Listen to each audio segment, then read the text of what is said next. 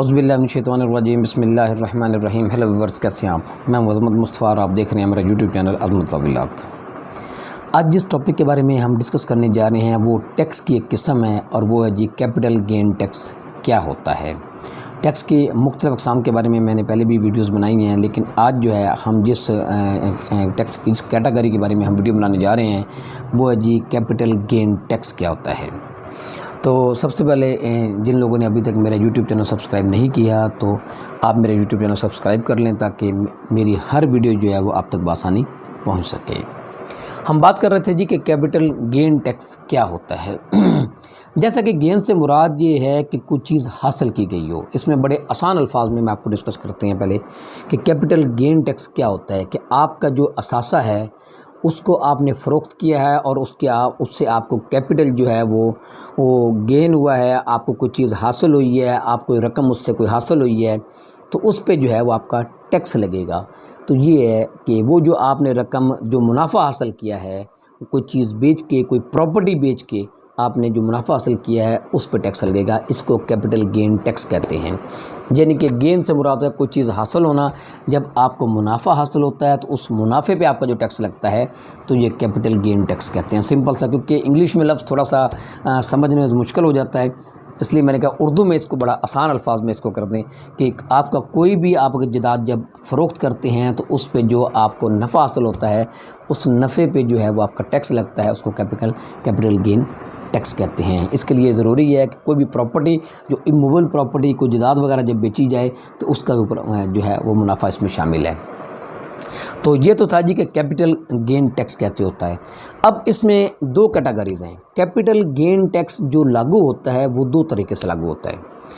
एक तो ये है जी कि एक परसेंटेज के हिसाब से कि कैपिटल गेन टैक्स जो है वो एक पीरियड के हिसाब से कि अगर वो साल के दौरान अगर प्रॉपर्टी बेचते हैं, 2 साल में बेचते हैं, 3 साल में बेचते हैं तो इस पीरियड के दौरान जो है ये इसकी मुख्तलिफ नौइयत हो जाती है इस टैक्स की, वो मैं आपके सामने रखता हूँ। और दूसरी जो नौइयत जो होती है इसकी, उसके साथ साथ जो है मालियत भी, उसकी जो परसेंटेज भी है टैक्स की वो उसके हिसाब से भी वो कुछ कम हो जाती है, कभी ज़्यादा होती है, तो उसके हिसाब से भी हम इसको डिस्कस करते हैं। हम सबसे पहले इसको देखते हैं जी कि जो प्रॉपर्टीज़ जो हैं वो दो किस्म की, एक वो प्रॉपर्टीज़ जो कि किसी सोसाइटी में हों और एक वो प्रॉपर्टीज़ जो किसी सोसाइटी से बाहर हों। पहले हम देखते हैं कि जो उसको सोसाइटीज़ आजकल जो बनी हुई हैं उनमें जो प्रॉपर्टीज़ जो होती हैं उसमें भी वो 3 किस्म की उसकी प्रॉपर्टीज़ को कैटेगराइज़ किया गया है। उसमें कौन कौन सी है पहले ये देखते हैं। इसमें जी एक तो ओपन जो है वो प्लॉट्स होते हैं, यानी कि जैसे एक प्लॉट्स होते हैं, एक कैटेगरी ये है।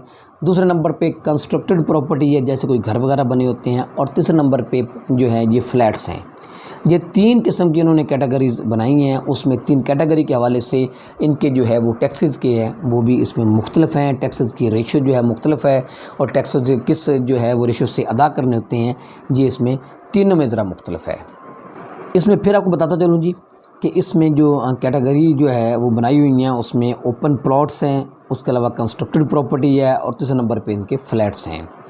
अब हम देखते हैं जी कि अगर कोई भी प्रॉपर्टी एक शख्स ख़रीदता है और फिर वो साल ख़त्म होने से पहले, साल पूरा होने से पहले वो उस प्रॉपर्टी को बेचता है, इसमें एक बात काबिल गौर है कि ये जो टैक्स है ये जितनी जल्दी आप प्रॉपर्टी को बेचेंगे उतना ही ज़्यादा टैक्स आपको अदा करना पड़ेगा।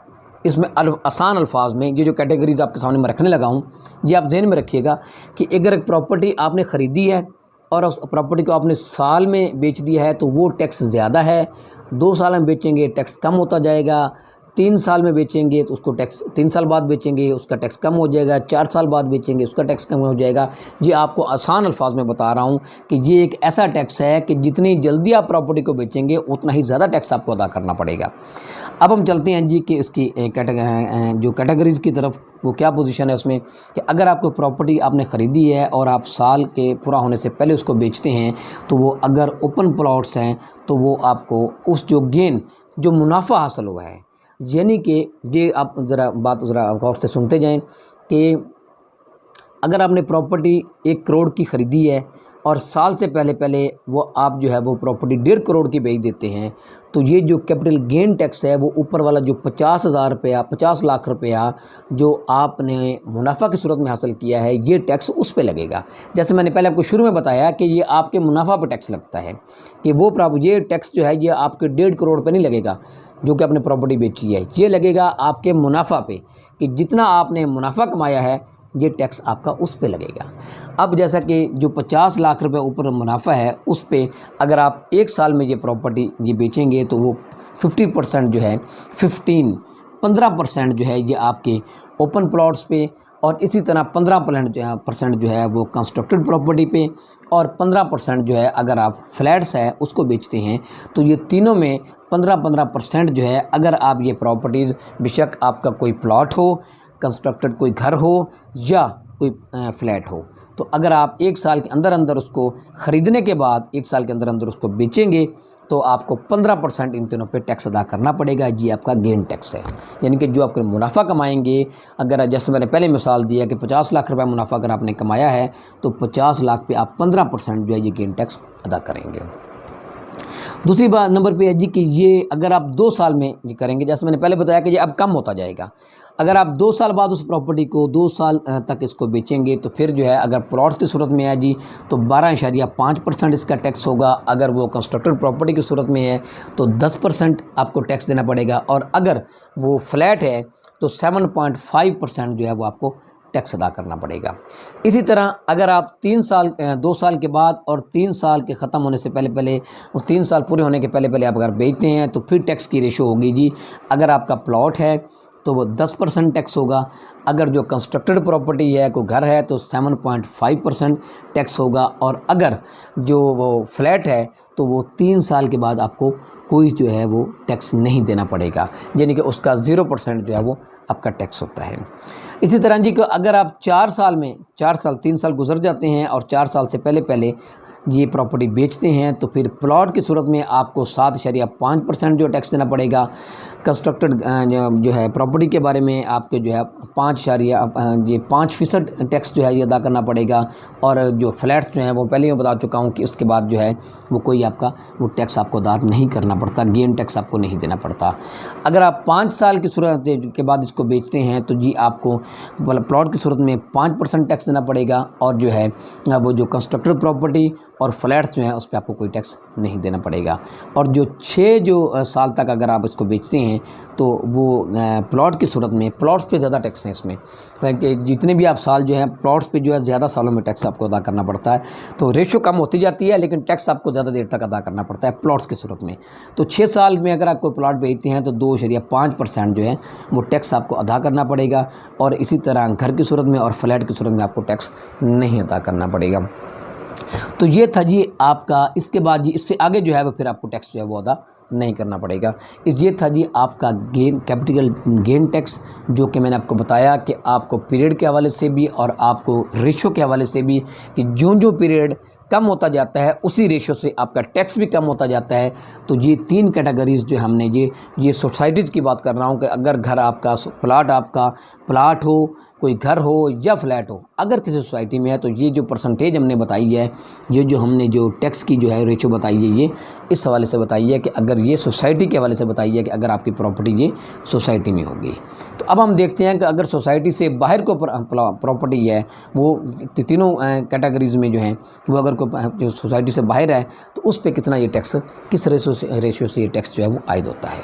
अच्छा जी, अब हम देखते हैं कि अगर कोई प्रॉपर्टी जो है वो सोसाइटी से बाहर है तो उसमें जो कैपिटल गेन टैक्स कितना अदा करना पड़ेगा। इसमें सबसे पहले आपको बता दूं कि इसमें टैक्स की रेशो जो है वो, अगर आपको जो मुनाफा जो है वो 50 लाख तक, अगर आपका मुनाफा अगर कोई प्रॉपर्टी बेची है 50 लाख तक है और आपकी प्रॉपर्टी जो है वो सोसाइटी से बाहर है, तो आपको टैक्स जो है वो 3.5% 3.5% आपको अदा करना पड़ेगा। अगर आपका जो प्रॉफिट जो है वो 50 लाख से ज़्यादा और 1 करोड़ रुपए तक है तो फिर आपको जो टैक्स अदा करना पड़ेगा, कैपिटल गेन टैक्स अदा करना पड़ेगा, वो आपको 7.5% अदा करना पड़ेगा। और अगर आपका मुनाफा जो है वो 1 करोड़ से ज़्यादा और 1.5 करोड़ से कम है, 1.5 करोड़ से कम है, 1.5 करोड़ तक नहीं है, तो फिर आपको जो है वो 10% जो है ये कैपिटल गेन टैक्स अदा करना पड़ेगा। और अगर आपका प्रॉफिट जो है किसी प्रॉपर्टी का भी, अगर आपका प्रॉफिट 1.5 करोड़ या इससे ज़्यादा हो जाता है तो फिर आपको मैक्सिमम जो है ये 15% जो है वो जो उस प्रॉपर्टी का वो जो मुनाफा होगा उसका 15% आपको टैक्स अदा करना पड़ेगा। तो ये थी जी ये वो रेशो कि प्रॉपर्टीज़ पे जो कि मैंने आपको बताई कि 50 लाख से लेके 1.5 करोड़ तक ये बताई गई है, और 1.5 करोड़ से ज़्यादा जितना भी हो वो आपको 15% जो है वो मुनाफा जो होता है उस पर आपको टैक्स अदा करना पड़ता है। अब जी इसमें जैसे मैंने पहले जो सोसाइटीज़ में प्रॉपर्टी थी उसमें देखा था कि हमने कि ये भी पीरियड वाइज जो है 1 साल में प्रॉफिट ज़्यादा होता है, 1 साल में, 2 साल में, 3 साल में इसमें प्रॉफिट में चेंजेस हैं, वो हम देखते हैं कि किस हिसाब से ये देना पड़ता है। तो ऊपर तो मैंने आपको बताया है कि जी प्रॉफिट जो है वो किस रेशो से जो है वो टैक्स आयद होता है। अब देखते हैं कि पीरियड जो है, पीरियड के हिसाब से टैक्स की क्या सूरत हाल है इसमें। अब अगर जो आपको जो मुनाफा हासिल होता है वो, अगर आप प्रॉपर्टी जो है अगर आप 1 साल से, जैसे मैंने पहले बताया था आपको, 1 साल को पूरा होने से पहले आप इस प्रॉपर्टी को बेच देते हैं तो आप 100% जो है टैक्स वो अदा करेंगे। 100% से मुराद ये है कि जैसे मैंने पहले ऊपर रेशो बताई है आपको कि अगर आपका प्रॉफिट जो है वो 50 लाख रुपए है प्रॉफिट जो है, तो उस पे आपको 3.5% जो टैक्स है। और अगर यही प्रॉपर्टी आप जो है 1 साल में बेचेंगे तो आप पूरा 3.5% टैक्स आप अदा करेंगे। अगर आप इस प्रॉपर्टी को 2 साल में बेचते हैं, यानी कि 2 साल पूरे होने से 1 साल गुजर जाता है और दूसरे साल में जाके बेचते हैं, तो फिर आपको इसका 75% देना पड़ेगा, यानी कि इस 3.5 का 75% देना पड़ेगा। और इसी तरह अगर 3 साल हो जाते हैं तो फिर जो है इसका 50% देना पड़ेगा, और उसके बाद 4 साल की सूरत में 25%, और 5 साल की सूरत में इसको जो है वो आपको कोई टैक्स अदा नहीं करना पड़ेगा। तो ये साल के हवाले से, पीरियड के हवाले से भी टैक्स जो है वो कम होता रहता है, जैसा कि मैंने अब आपको बताया। अब फिर आपको थोड़ी सी इसकी वजाहत कर दूं कि जो 50 लाख पे जैसे मैंने मिसाल दी थी कि 3.5 वो जो है वो टैक्स अदा करना पड़ेगा। अगर आप 1 साल में प्रॉपर्टी बेचेंगे तो 3.5 पूरा टैक्स अदा करेंगे, अगर 2 साल में बेचेंगे तो फिर 75% अदा करेंगे, अगर 3 साल में वो प्रॉपर्टी बेचेंगे तो वो 50% हो जाएगा, और अगर 4 साल में बेचेंगे तो 25%, और अगर 5 साल में वो प्रॉपर्टी आप बेचेंगे तो आपको कोई टैक्स अदा नहीं करना पड़ेगा। तो ये था जी कैपिटल गेन टैक्स, जो कि मैंने तफसील के साथ आपके सामने रखा। मैं उम्मीद करता हूँ कि इस हवाले से आपको कुछ ना कुछ गाइस हासिल होगी। इसके साथ मुझे इजाज़त दीजिए। अल्लाह हाफ़िज़।